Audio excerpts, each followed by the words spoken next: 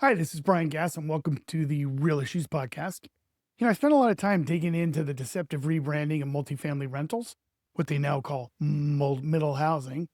And let's be clear, middle housing isn't new. It's just everything we already knew about: duplexes, triplexes, fourplexes, townhomes, ADUs, all wrapped up into a new branded name that nobody knows about. And while they're selling it as a solution, what they're really doing is removing the protections from the single family neighborhoods, eliminating parking requirements, making it easier to cram density in without being honest about the impacts. Now, with all the gaslighting, proclamations, and jargon, it's confusing, and that's by design. The loudest part of their message is going to be screaming affordable housing, and it's meant to distract you. The real truth lies in what they're not saying. Let's talk about that.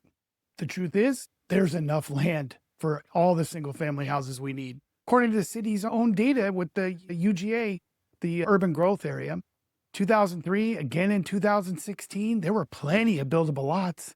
And even up to 2025, the city itself admitted that about 70% of those same lots back in 2016 are still available. So if those lots were there in 2016 and they're still showing up today, what happened in the last 10 years? Well, what they're doing is they're pretending that there's no land left because all they're permitting is multifamily rentals, apartments, big rentals, and trying to convince yourself that there's this scarcity, but it's manufactured. Now, they hoard land themselves. I have proof of that. They take buildable lots and they restrict the use down to like 40% of what they say is available. Then they slow roll the permits and pile on all the extra fees that they put on. They just turn opportunity into restriction. Now, they love to talk about affordable housing. What they really mean is affordable rentals. They'll show you a path into subsidizing rentals, but like the Roach Motel, there's never a pathway out. Here's another thing they're not going to say. Owning your primary home is the single greatest asset the middle class has ever had available to them to build wealth. Yet these same planners, they want to label detached single-family homes as exclusionary housing. Think about it. The one asset that lets working families build equity, stability, a future, they rebrand it as a problem. And let's be honest, there's no wealth accumulation in renting. You're just paying someone else's mortgage. So they're going to pitch shoebox townhomes and tiny rental villages or living in somebody else's ADU. They're going to call them homes. But the mayor and the council members aren't moving into any of those soon. Now look, there's nothing wrong with renting. Everybody starts as a renter. The problem is, when I was younger, it wasn't a matter of if I could own, just a matter of when, right? When I had the right job, when I had the credit, when I could take the down payment, when I had the choice. Back then, my first home cost 4 times the median income. Today, it's 7 to 10. For this generation, there is no if. It's forever renting. Because politicians and planners have slowly killed that choice. They've choked it. They've replaced it with this middle housing abomination. Rentals everywhere, all the time.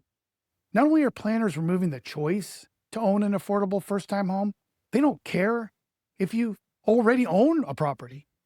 They approve multifamily rentals in everybody's neighborhood. They're cramming 6 to 10 times the density into the existing neighborhood and then stripping away the parking requirements. They're putting your property and your personal safety at risk. I mean, where's everybody going to park? Go to Columbia, go to the lettered streets, go to Sunnyland. Where are you going to park on both sides of the street?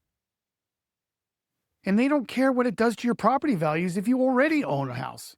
Same people that bought their homes decades ago under the more fair rules, they're rewriting the rules in ways that destabilizes the very neighborhoods that you live in. So here's what I want you to focus on. When you hear these pitches, don't just listen to what they're saying. Ask yourself this: where are the pathways to ownership? Where's the talk about building equity? What about living in a stable neighborhood? What happens to property values in a neighborhood if it's only multifamily that's coming in? What happens to my personal and property safety with these higher densities? You're not going to hear any of that because it's not on their agenda. It's not a priority.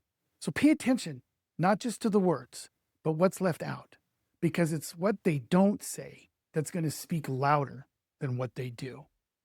Now, if you want more real talk where housing meets reality, subscribe to the channel. Tap the notification bell for deeper updates. We have a newsletter that you can get in the description below, and also our website. Thanks for watching.